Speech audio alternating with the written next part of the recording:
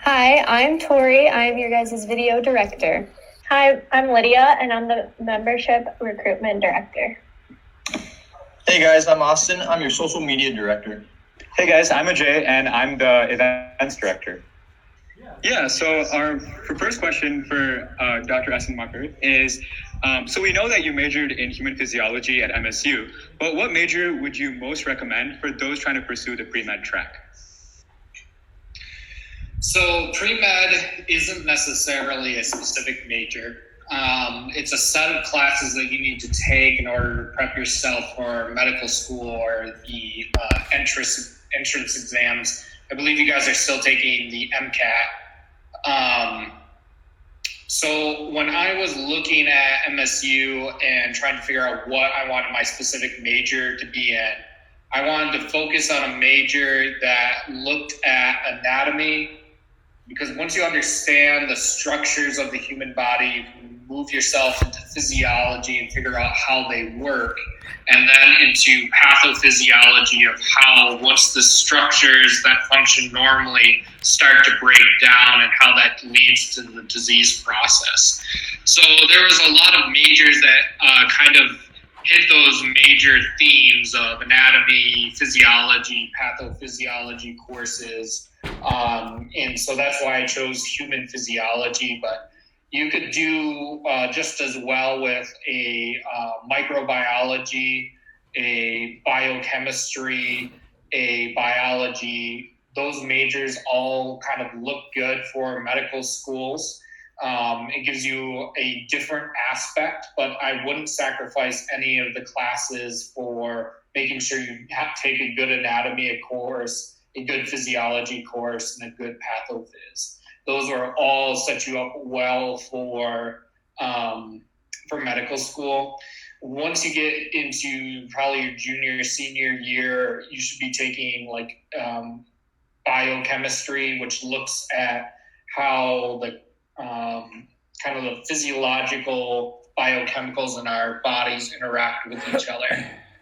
It's a tough course, but it really helps you in medical school, because probably the first 2 years of medical school is, the first 6 months of medical school is relearning everything you did in college, except you would do it at a pace of a semester worth of material in about 2 weeks. And so having that background really helps before you go in. Thank you so much for that. So apart from those prerequisite classes, biology, chemistry, and physics, medical school also requires that you take the MCAT. How important of a role do you think that the MCAT plays in your acceptance into medical school?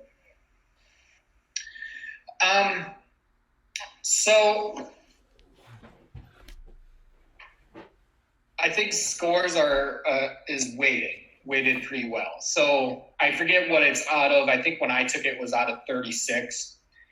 If you got a 36 out of 36, 34, 35, 36, you were at least guaranteed probably some interviews. And that's really what you want. You want some place that's going to get a score so that you can get your foot inside the door, so that you can sit down and have a face-to-face contact with somebody. And that's really where you get your medical school spot. So, I was taught that, if you're in that top 10%, you can get a medical interview, and you cannot be the best speaker or not have the best background and even be a little bit of a jerk and still maybe get in. The average score is on the higher end. It'll get you your foot in the door, and then if you're just a regular human being, which is what these people are looking for, then it shouldn't be an issue. If you're on the lower end, that's not a deal breaker at all. If you're on the lower end for the MCATs because you just don't do well with standardized tests, I don't do well with standardized tests. I totally understand. Having that interview really, really helps. I do a lot better talking with people than I do physically with test taking. Overall, though, the MCAT is only one part. I think having a good GPA is good, but having background in some face-to-face patient care is very important. And more important is how you set up your applications. So you should look at like each opportunity to list something as you sharing an experience, right? So if they ask you to list what are your volunteer experiences, they don't care how many hours you put in and what you did. They care about what you learned and how this is going to help you move forward, and why did this experience make you want to do medicine. Thank you. So we know there are two different pathways to being a physician, a DO and an MD. Would you care to explain the difference between the two, as well as why you chose what you chose? Yeah, so I'm a DO, and there is no big difference anymore in regards to your opportunities from being a DO to an MD. The difference is that the DO does everything that an MD does, but in addition to that, puts in about 1,000 hours of physical therapy type training. So we do a lot more hands-on than the MD side does. So where they might not touch a patient or get a really lots of hands-on learning until maybe the second year, we're from day one doing like physical medicine. And so that will include rehabilitation, that includes a better understanding of our anatomy. We hit our anatomy a lot more than what the MDs do. When you get on the other side and you choose, your residencies, there's certain residencies that are more entangled with DOs. So, for example, you can be a straight osteopathic physician who does physical medicine. And so those aren't offered to MDs because they don't get treated, or they don't learn the osteopathic manipulative medicine that we learn, which is our hands-on medicine. There's certain fields like sports medicine, physical medicine, and rehab that preferentially does DOs because they're more hands-on. I chose DO specifically because I wanted to make sure that I'm really good with my anatomy, that I can touch the patient and know exactly what I'm feeling for. I use my DO skills, not a lot. Like I'm not doing like HVLA, which is like the chiropractor cracks or the physical therapy medicine. But what I do every single day is I touch a patient and I'm feeling livers, I'm feeling intestines, I'm feeling bladders, I'm feeling heart impulses, I'm feeling bones. And that has made, I think, my physical exam a lot better than some of my colleagues. And I think that that has given me the advantage, at least in diagnosing and treatments. But I don't think you can go wrong either way. Right now, all the residencies and the fellowships are one. So if you get trained in an MD program or a DO program, you guys will be in the same classes getting trained as a postgraduate. So as a follow-up question, from your experience, do you feel like it's harder to get a DO or an MD? And regardless if you get a DO or an MD, what classes does a typical physician take in medical school?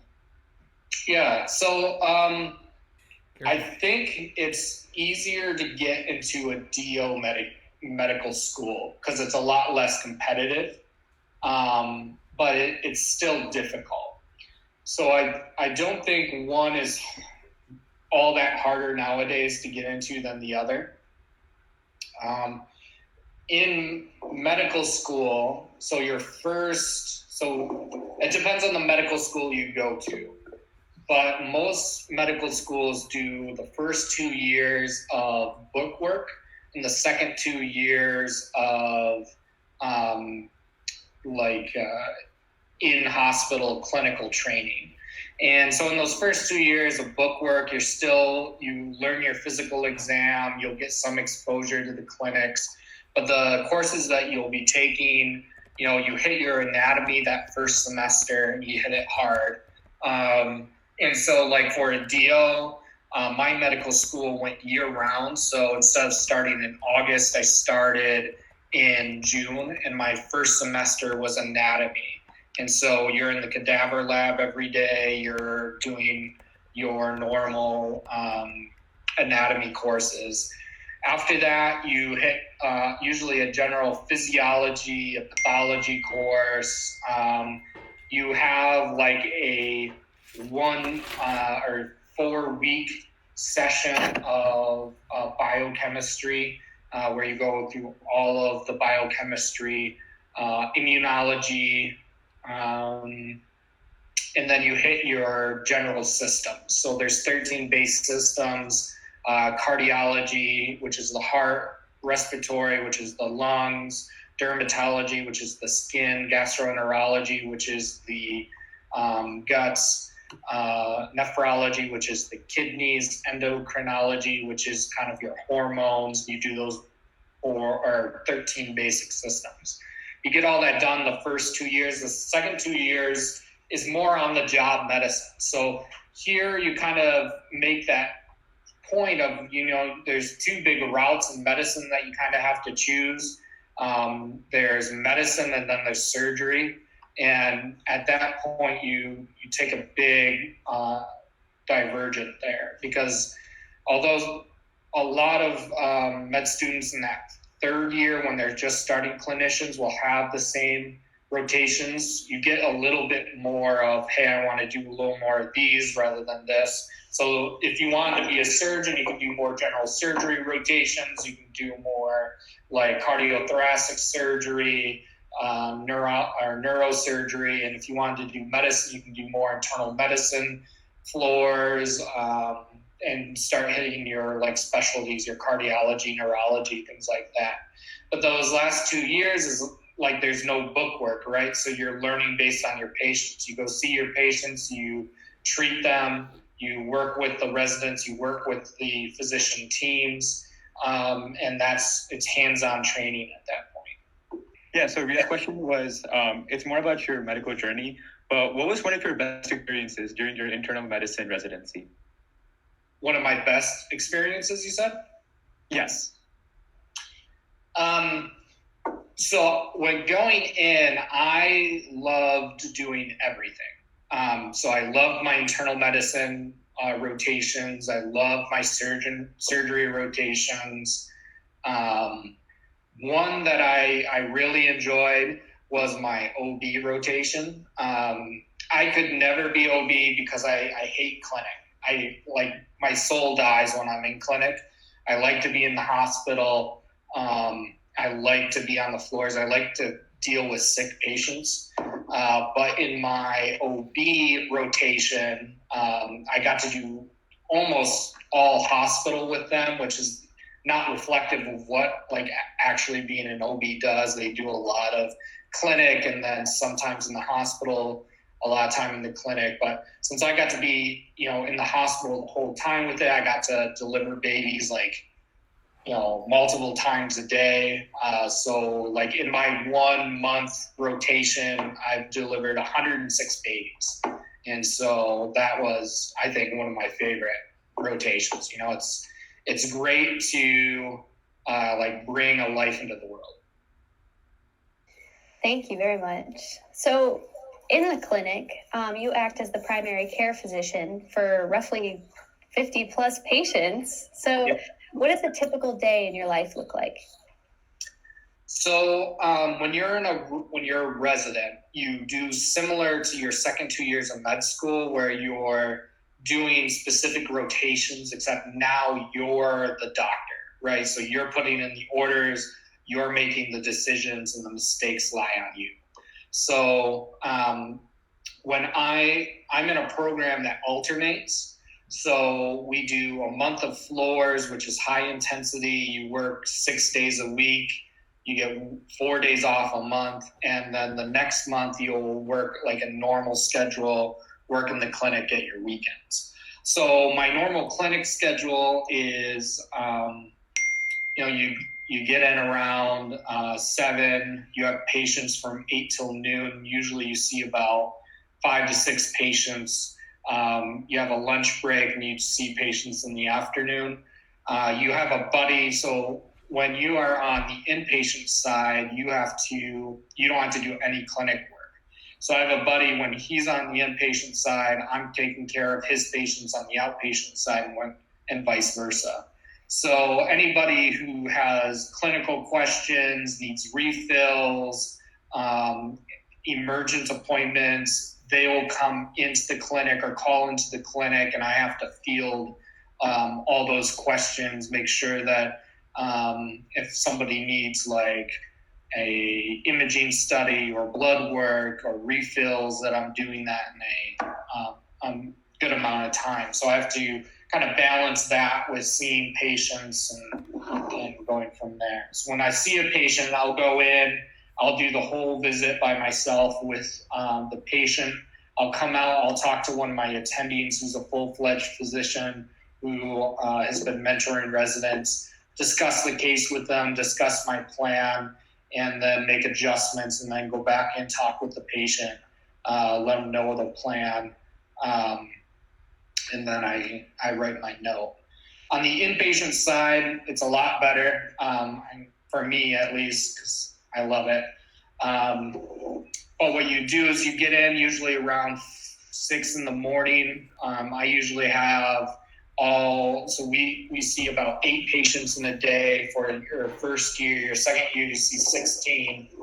And you just do the full management. So if someone comes into the ER and they're not safe to go home or need further treatment in the hospital, they'll get admitted to the floors, and that's where I'll take care of them. So you treat just everything. So there's people who have diabetic crises, who are in heart failure, who are in renal failure, who have liver issues, who have COPD exacerbations, or have really bad infections, and that's my job. So they come to me, I diagnose them, I treat them. So I go and I see my patients all in the first 3 or 4 hours, and then I do bedside rounds with my attending where I talk with the attending, give them our plan. We'll go see the patient together, talk about it, and then we'll write all our notes.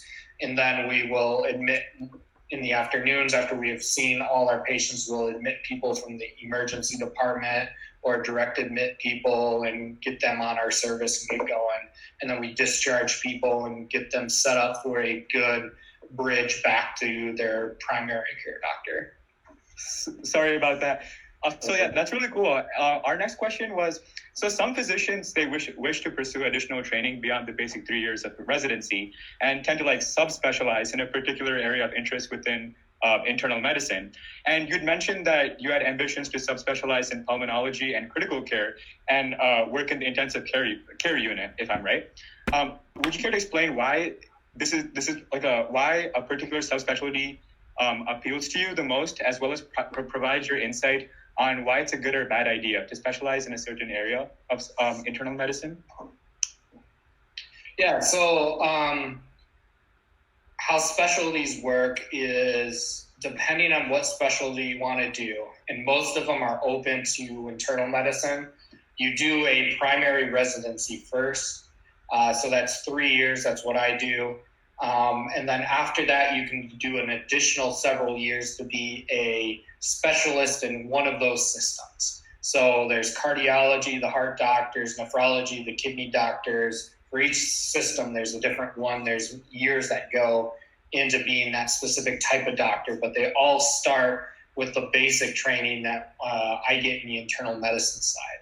If you wanted to quit and not go on further, then you can be a hospitalist or a primary care physician. They're the basic people on the floors. Why that's nice is that you get a broad view of medicine. You get to kind of touch everything. So you get, like I said, like diabetic crises, infections, heart stuff, kidney stuff, gastroenterology stuff, pancreatitis. You get just a whole slew of stuff. You're never bored, right? And you get to just kind of touch bases on everything. If you decide to specialize, it's usually because you have an interest in one of the areas that you're interested in. So like a lot of people like cardiology, it's the heart. A lot of people like neurology, it's the brain. You can specialize in those areas, but you limit then what you see down to just that specialty. So like if you become a cardiologist, you get to forget your gastroenterology, your nephrology, you get to forget your endocrinology, except for how it applies to the heart. And then you take what you know about the heart and you expand it a lot more. So you get to focus more on that. It's a lot more years. So like you'll do 3 years as a internal medicine physician. If you want to do cardiology, it's another 2, but no one's just a plain cardiologist. If you're just going to be a plain cardiologist, you want to do heart caths, right? You want to have someone who is having a heart attack and you want to put up those wires into their heart, open up the blockages. Well, that's another 2 years. If you want to be like a electrophysiologist where you're a cardiologist, but you want to specialize in the EKGs and electrical systems of the heart, go in with wires and do electric shocks to the heart to stop disorders like atrial fibrillation, well, that's another 2 years. And so you kind of build in these specialties, and within each specialty, you can build again to even specialize more.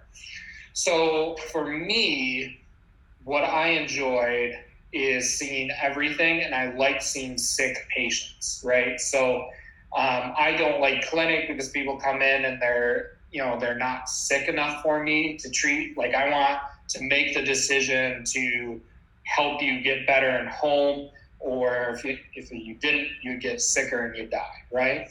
And so each like level you go up in the hospital, you get more and more sick. So you come to the ER. If you're doing fine, then the ER people triage you, send you home with whatever medications you need. If you're too sick, then there's like this filter, right? Through the ER, you get admitted to the hospital.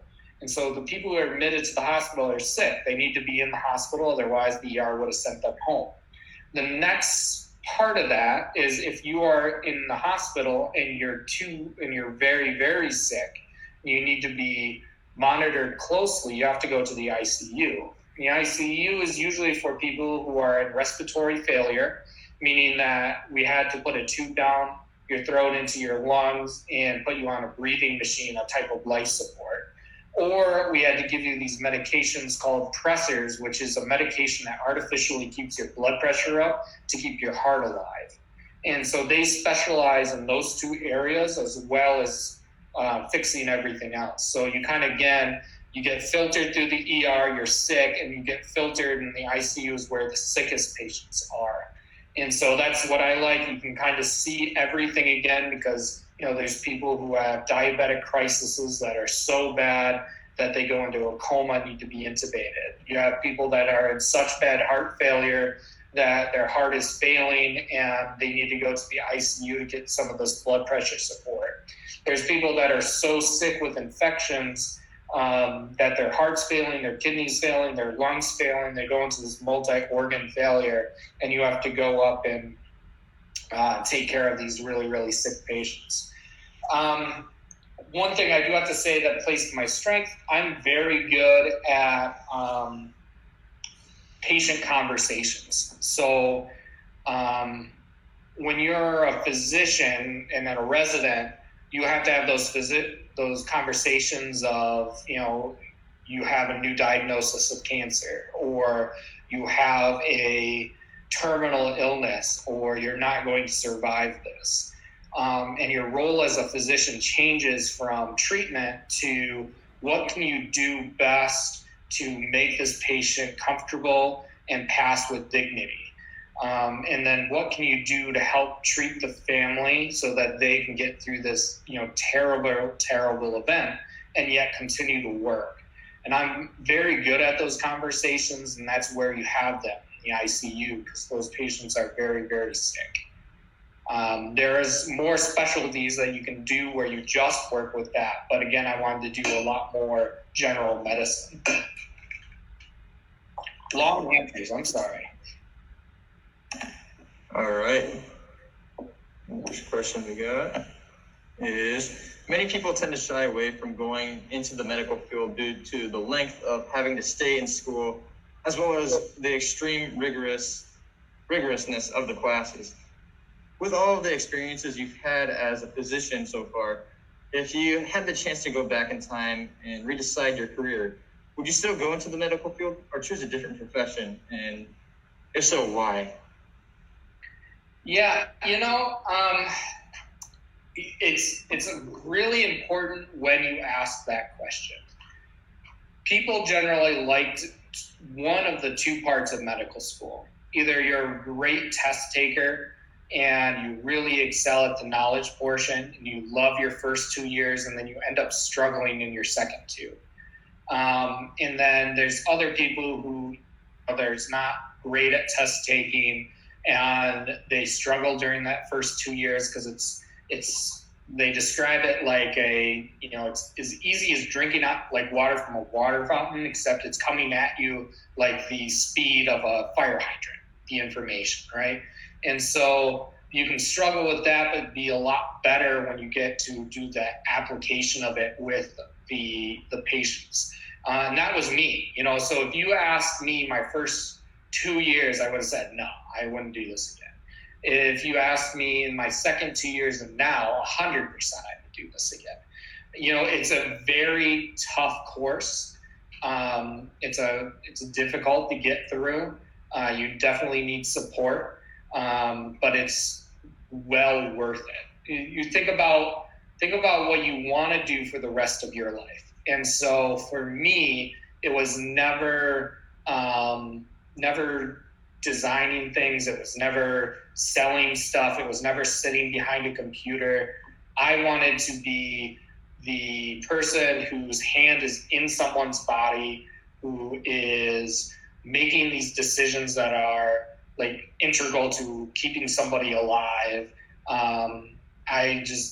You're going to experience things in medical school and as a physician that you take for granted because no one else gets to do this. No one else gets my job where you get to come in, diagnose somebody with an infection, give them some medications and get them through it and back home where 20 years ago they would have just died, And so you really get that I think great sense of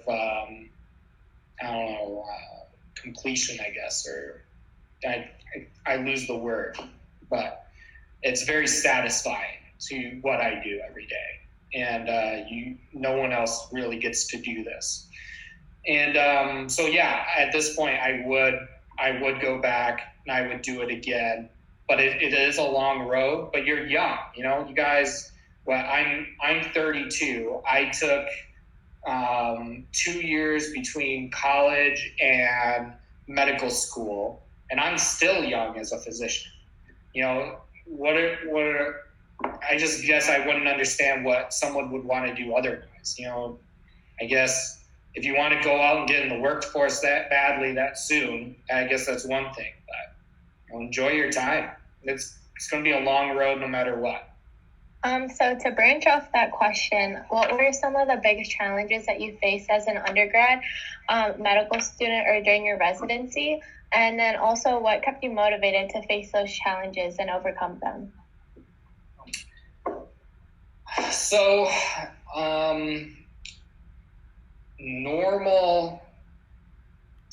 in undergrad, it's the challenge, I think, is staying committed.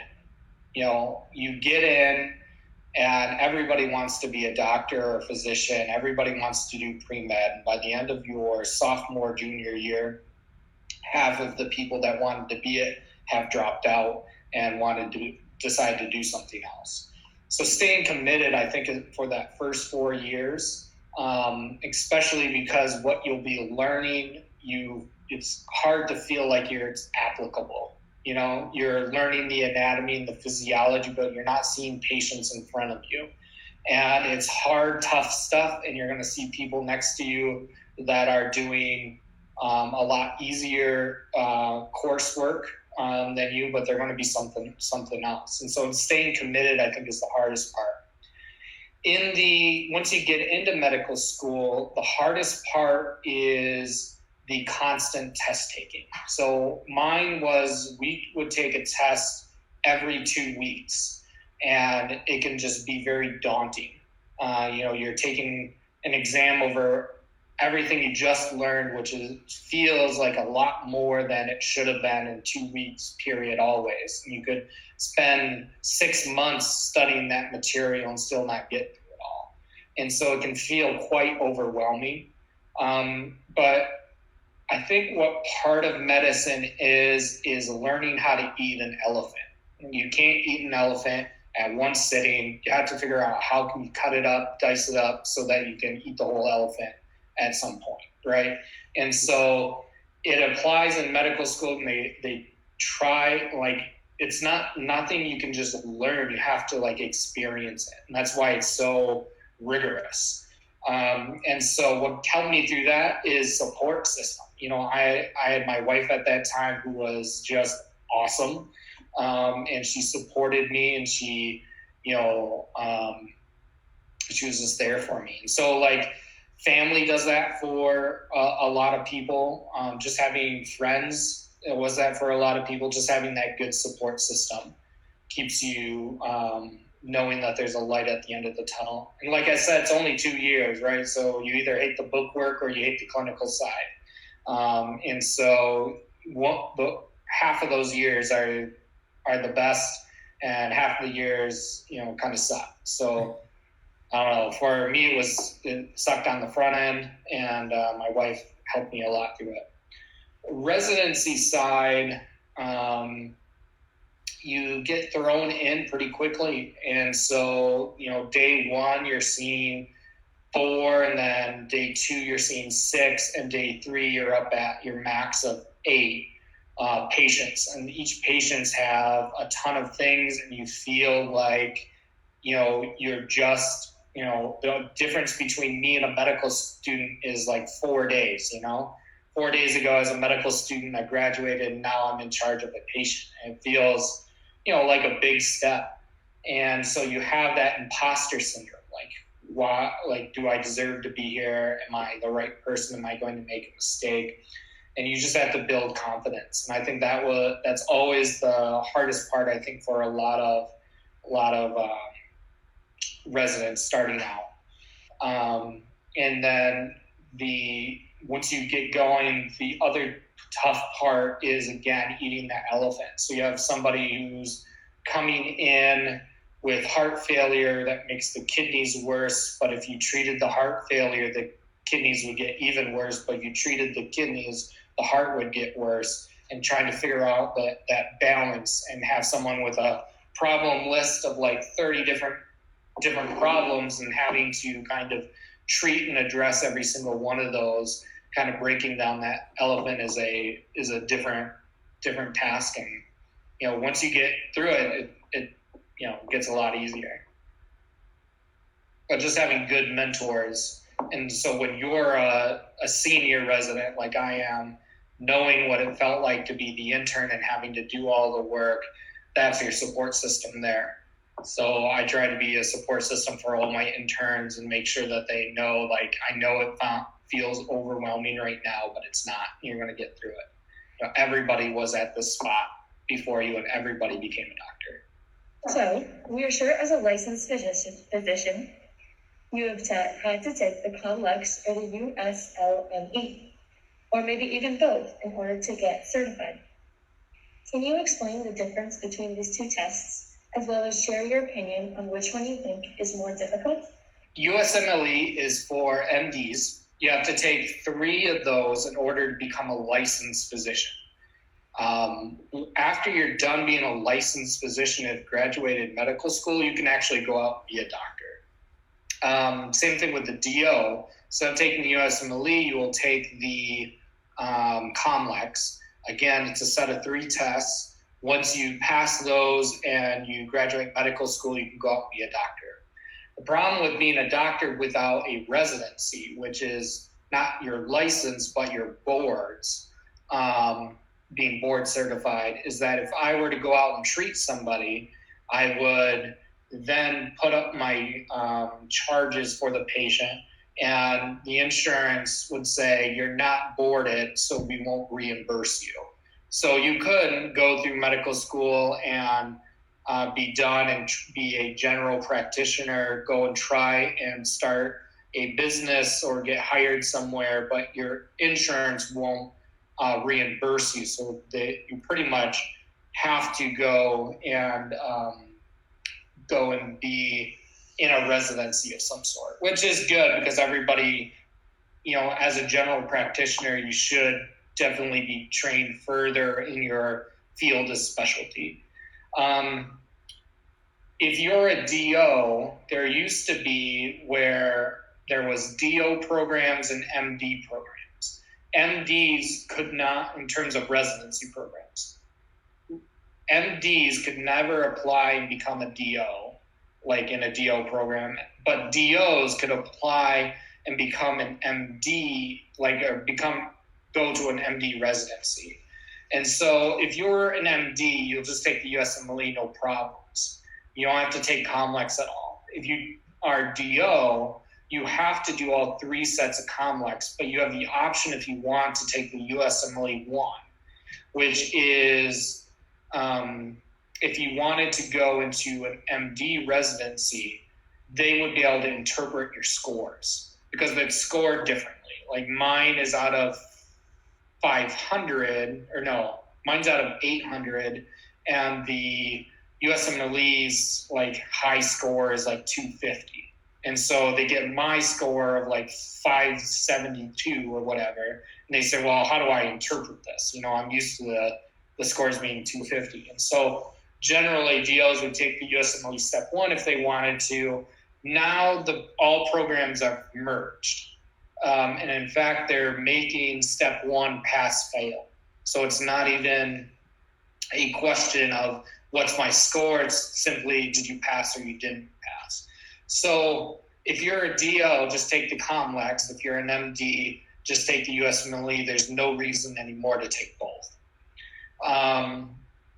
Once you get into residency, I guarantee you they're going to change the rules. And so you'll just have to figure that out when you get closer.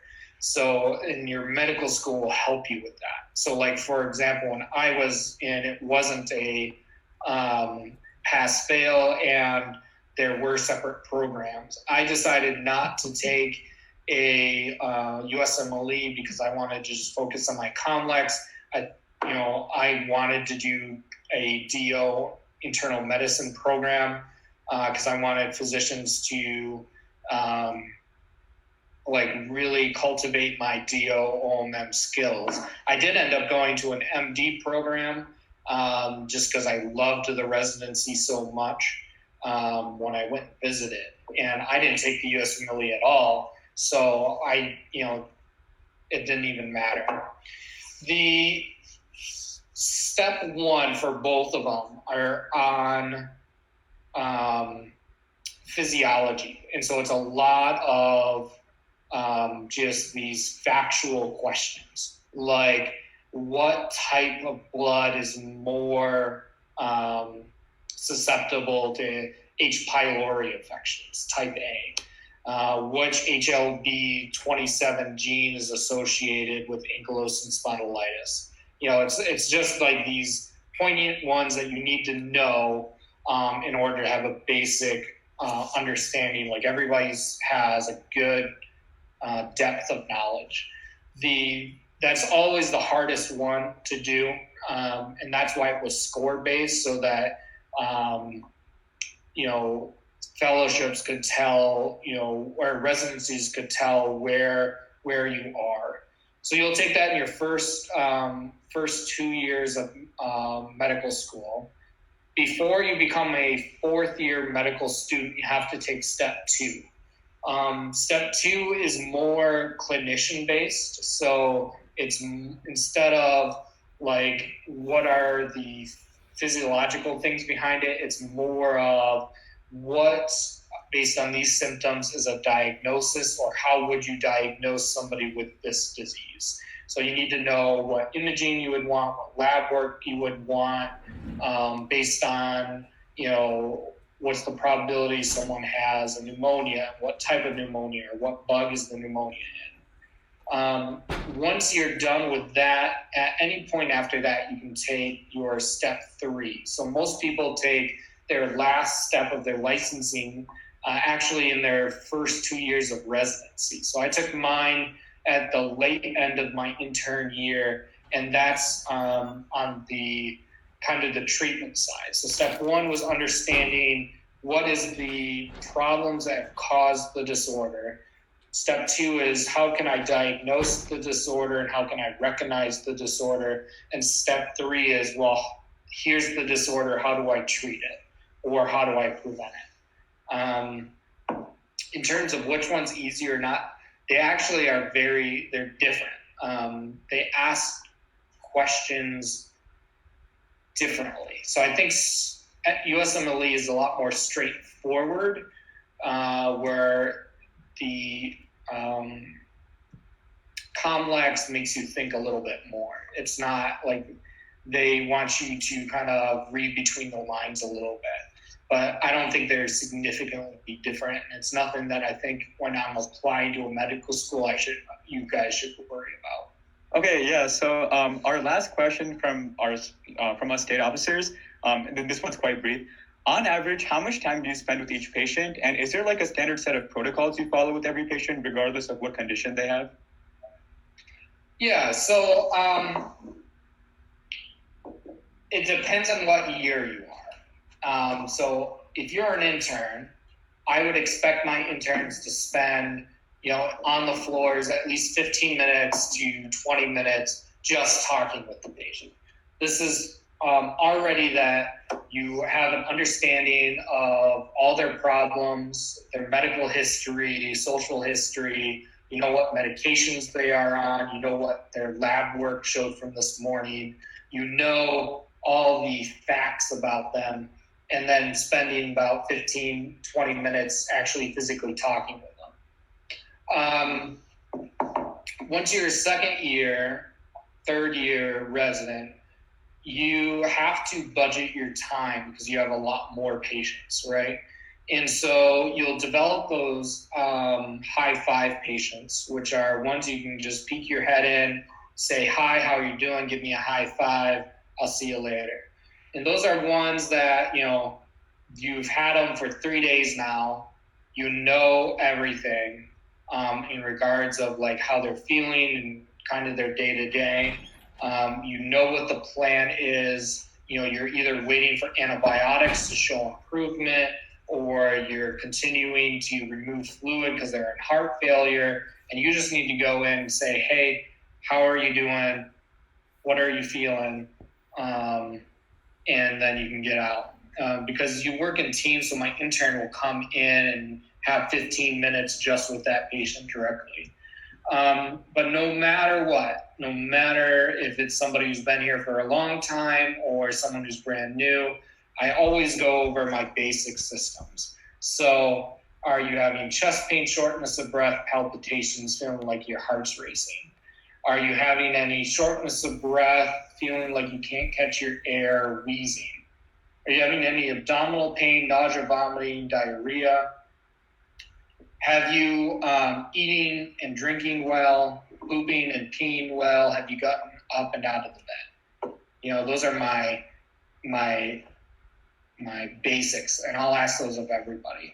If it's somebody who's brand new overnight, so I don't know them, this is the first time I'm meeting them, I'm going to take the time I saved with my high five patients and use it on this person. I'll spend usually like a half an hour with them, just going over, making sure I can confirm their medical history, confirm why they're coming in, what needs can I help meet with you and things like that. On the clinic side, we do hour-long appointments usually, but that hour-long is usually 20 minutes with a nurse and 20 minutes with writing a note and doing your attending. So you have anywhere between 20 and 30 minutes just sitting and talking with the patient.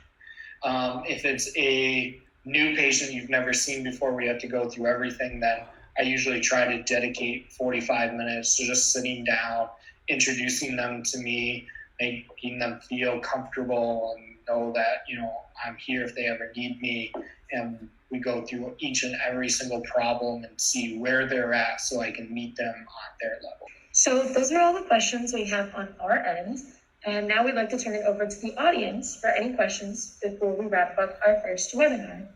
Okay, so a question that we got was, at what age or at what point in your life did you figure out that the medical field was the route you wanted to take in life? And then was there any interest in it at a young age? Sophomore year of high school, I took an anatomy class and I loved it. It was great.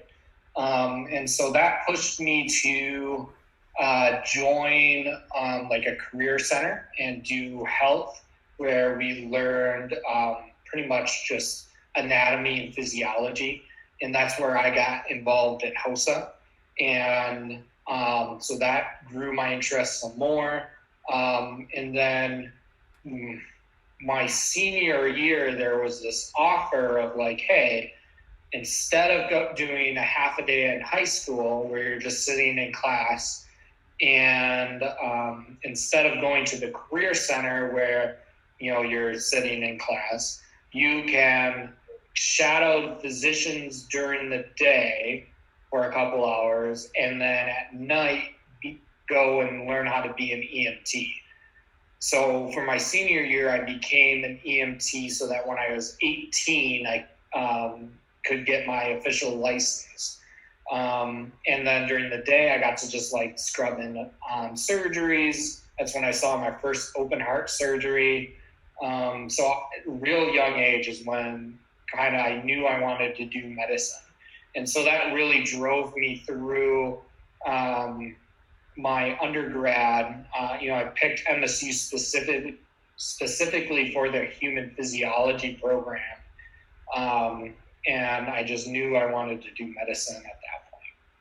You shadow me with, or you like compare me to my friend Eric Kane, who's a great physician. He is 43 right now. He and I are at the same level.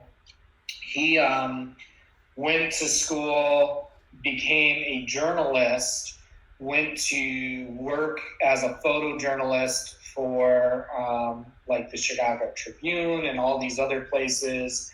Then newspaper kind of died, so he's like, I need to like change careers. Went and did ultrasound, was going to do like an ultrasound tech type program. And he's like, it's fine. I'm just going to be a doctor. And so he took a couple extra classes and he decided to become a physician. And he just got his, he's going to be a physician this year at the age 44. So, it doesn't really matter. Like when you get the bug, you get the bug. If it's young, it's young. If it's older, it's older. You should never feel like age is a factor and like, you're going to be old when you're graduating. Doesn't matter. It's all life experience, One question that I get a lot, which I think is good to kind of touch base on, is when I'm in my undergrad, what are things that I can do to make my application look better? And my answer to that is to have some sort of clinical experience. So a lot of people become EMTs. You get to see patients directly there. I think the best thing, though, is become a scribe. A scribe is somebody who works in the ERs or works with hospitalists, and they will like dictate their note to you and you'll type up the note. And so you learn great like medical terminology, you get like an intro into patient care, you get face-to-face with patients and with physicians. And when you're looking for those letters of rec for school, you can get those from the physicians that you work with every day.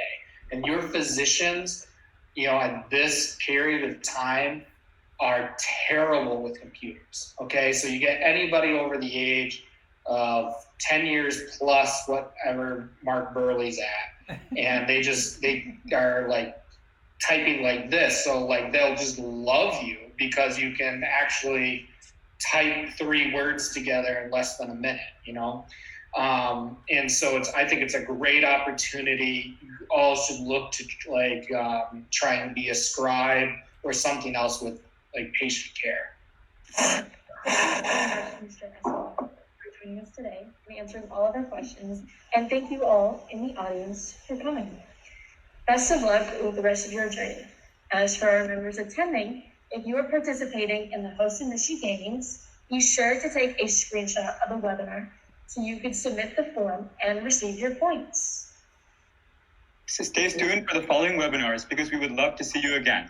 We hope this was beneficial for you and we wish you the best of luck in all your future goals.